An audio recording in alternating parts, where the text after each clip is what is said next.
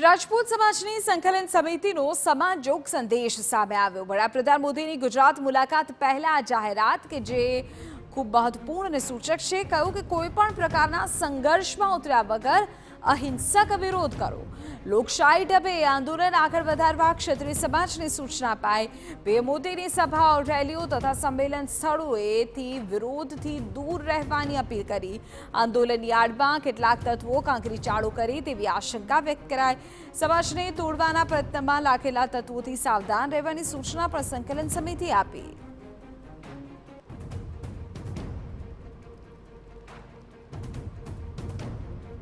જિલ્લાની અંદર ગઈકાલે ક્ષત્રિય આગેવાનો યુવાનો સાથેની એક અમારી પણ મીટિંગ થયેલી છે અને એમનો પણ અમને પોઝિટિવ રિસ્પોન્સ મળેલ છે।